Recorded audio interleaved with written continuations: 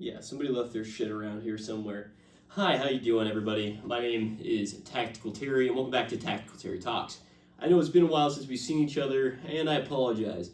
I had to finish up finals, and then after that I came home and had to unpack for a while, and now I finally everything's settled down, I can actually make a video. That being said, I'm going to try to post on a more consistent basis, but that being said, let's get into our first presentation of the day. And that is bitch guns. I don't know if you guys know that term, bitch gun, but I'm pretty sure we all have that one gun in our collection, or several guns in our collection, that are like the Miller High Life of our firearms collection. They're not good, but they get the job done. So, let's get straight into it. First things first, I bought a lot of 10/22 clones, but this by far is my favorite bitch gun.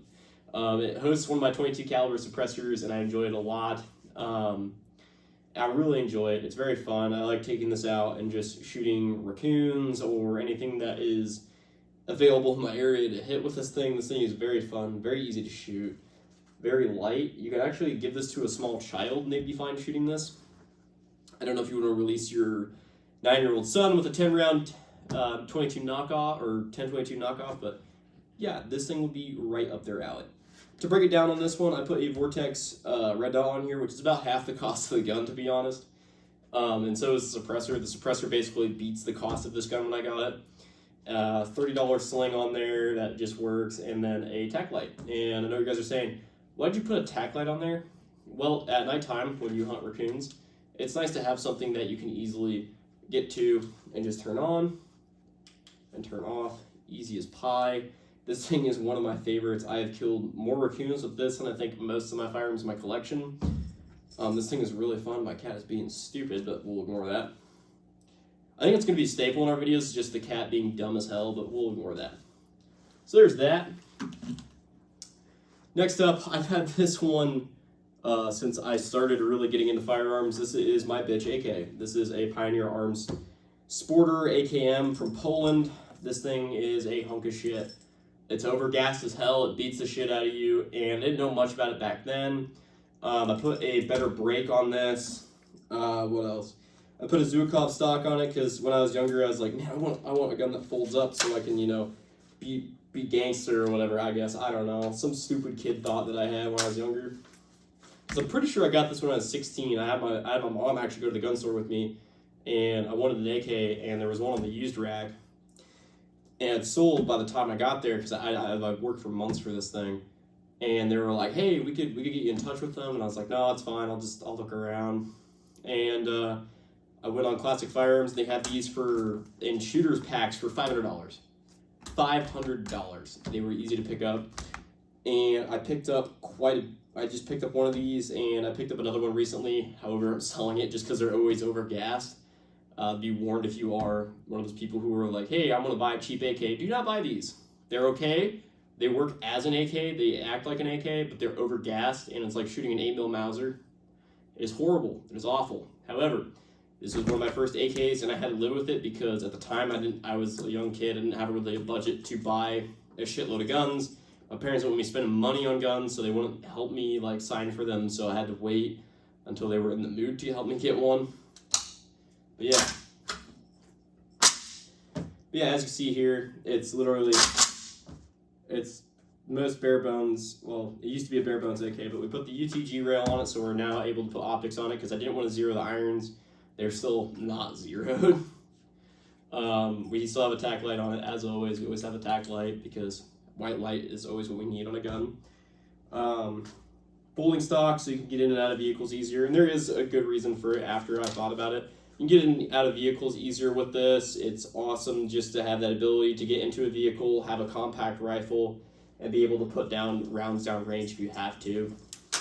Because people don't realize this, just because you got in your vehicle does not make you bulletproof. You are now in a very big moving target that they can hit and cause more shrapnel damage. So once the bullet hits the door or window, now you have shrapnel coming at you and fragmentation and all this other stuff coming at you. And now you got to be really aware of getting hit. My cat is just going ballistic over there. I do have a bipod or a foregrip bipod I put on here, but as of right now I took it off just for the video, just because I don't want to have to prop it up the whole time. But that being said, this thing is it's an okay gun. It meets the requirements of it goes bang every time I pull the trigger, and it's fun to shoot. Honestly, it's fun to give to somebody and say, hey, this was only $500. The AK system, rail system was $65. The light $40. The red dot $90. Sling $50. Fake Bakelite mag $20, and the stock was $90. The stock was the most expensive. Probably one of the most expensive parts aside from the red dot. The red dots can be cheap or expensive depending, but that's up to you. But yeah, this thing has been really fun to work with, and I'm happy to have it, honestly. I'm really happy to have it. Taught me a lot of lessons about AKs, especially like if you do get an AK, make sure it has a side rail right here so you can mount Sidewinder optics. Make sure the safety clicks in positively, because when I first got this, the safety wouldn't, I bent it all the way over and it still wouldn't click in positively. I'd be shooting and then all of a sudden it'd come to right about here.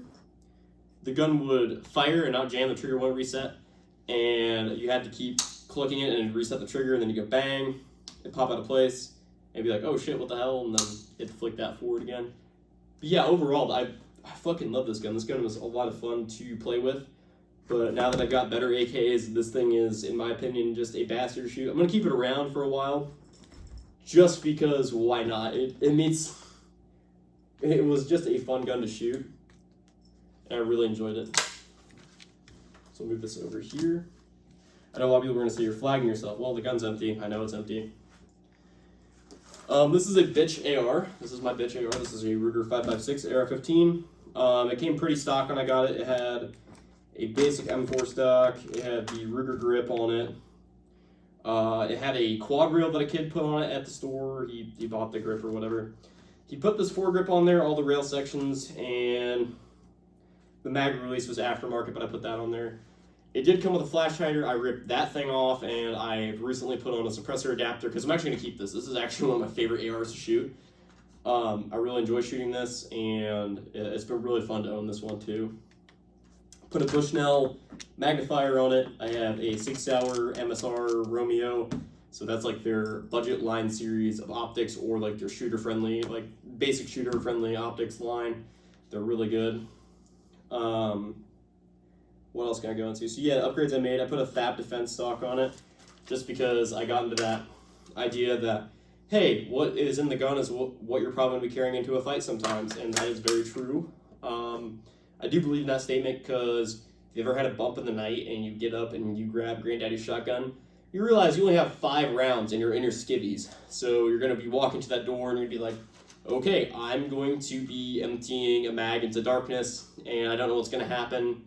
So I only have 30 rounds. This at least gives me like 10 or 20 depending on what I put in the stock. And it's just nice to have around. I know people are going to say, wow, that thing's got to be heavy. It is pretty heavy for an AR-15, honestly. It is very heavy. But it is fun. I do like this gun because it's fun. A lot of people call it my M4 or my M4 look-alike. If you actually know what M4s look like, this looks nothing like an M4. This is just, it meets the requirement of has quad rails, adjustable stock, and it looks like it's from Black Hawk Down, or not Black Hawk Down, Zero Dark 30. I don't know. I don't have an HK416, so this is not going to pass. But yeah, it is a fun rifle to use, and I enjoy using it. So again, we always have that white light on there. I get the same Job Smart light I always get, just because it's $40 and it works. I mean, and if people are going to say, hey, $40, that's a really cheap light. Do you think that thing works? It does work. They do work. They work all the time. I beat the shit out of one. I need to do a torture test video on one of these, just like absolutely throwing it against the ground shit, because I know people are going to be like, oh, that's junk. You're using a junk optic. It's garbage. It's trash. Whatever. I get it. I don't buy expensive lights. I do have expensive lights on certain guns that I know that I'm going to be using for certain tactical situations, but this is not one of them. This is a beater gun. This is a bitch gun. That being said, I do have a 3-pound trigger in this, single stage trigger, just because I was bored one day and I bought it and I was like, all right, I'm project for the day. Literally finished it in 10 minutes. I was like, wow, ARs are stupid easy to work on, and I don't think I need to be doing that anymore. So yeah, FAB Defense. I've got the extended latch charging handle on there just because it makes it look like the M4A1 that I used in Call of Duty forever ago. A lot of these guns are mainly my Call of Duty builds that I just wanted to fill out, and it turned into, I'm bored, what else can I do with this thing? And yeah, that's what it always turns out to be. I do love the 6-hour Romeo optics. If you're looking for a cheap budgetary, the Romeo MSR is probably the best one to go with by far. I know the Bushnell, they're very affordable. However, their Bushnell has been known for their quality, just keeps dropping. However, they are making better optics. They're trying to get out there and be known as a really good optics retailer and trying to get out there and tell people, hey, we sell optics that are budget friendly and we're a Pro 2A company. I don't know if they're Pro 2A because I remember somebody saying that they laundered money to a couple Democrat candidates, but there's been plenty of companies that do that, like EOTech. Who was it? I think it was like Surefire. Springfield Armory did that. There's a lot of companies who did that, so be careful who you buy from. If you're really Pro 2A, you won't buy from those companies. You'll boycott them as much as you can. But that being said, yeah.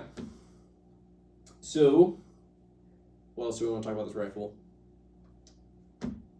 Yeah, I think that's it on this rifle. Aside from, like, it's a Griffin mount, so it takes their taper mount system. Backup iron sight back here. Really easy to use. QD slots. I put an $80 sling on this the other day because I sacrificed another sling for this. As always, just swim through the sling unless it gets caught on your sleeve, which isn't that bad. There you go, and you're in. That meets the requirement of a rifle. But yeah, I don't think I'll be using this in any serious tactical situation. Like, I know I keep saying tactical, but what I'm talking about is like home defense or like freedom of our country or something like that. I have guns for that I know that I'm going to be taking in. This is just a gun that I like to play around with and LARP in just because it looks neat. It looks like a cheap Hollywood movie gun, probably. I don't know. Insert your cheap honestly, like insert any cheap Hollywood movie, like, what was it? It was like Sniper with Steven Seagal. He used like an M4. He doesn't even aim down the sights. He just kind of like, there's a scene where he's like on top of a rooftop. He just goes bang, bang, bang, bang, bang, bang, bang, just back and forth. And he goes, yeah, that's what you need to do for cover fire. 4 rounds randomly. But yeah, this thing is really cool. It's really fun to use. And yeah, we have one more gun on the table. It's very small. And this is going to get into more of the, I hate saying civilian mindset, but the civilian shooting world. This is a Taurus 856. This is a snub-nose 38 special revolver. This was my gas station gun. So if you don't know what I'm talking about, this is a gun that you will put in your pocket and you'll go, hey, you'll look at your buddy, hey, I'm going to the gas station and I'll be back in like 5 minutes. Do you want anything, you know? So you can just grab and then stick in your pocket or something like that or whatever. I do not want you to use a revolver for self-defense, but it is a good backup gun. They're good ankle guns. If you put them in as an ankle gun, they work great.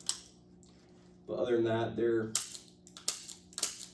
really snappy, really not fun to use.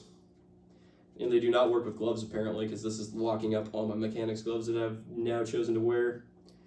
Because I found out barrels get hot and suppressors get hot, and getting them off sucks. So, mechanics gloves are the way to go. That being said, yeah, I bought a speed loader pouch. I bought a cheap holster that was like $10 at Walmart. This is on clearance at some store for like $5, and I looked it up. They're like $20 for a speed loader pouch.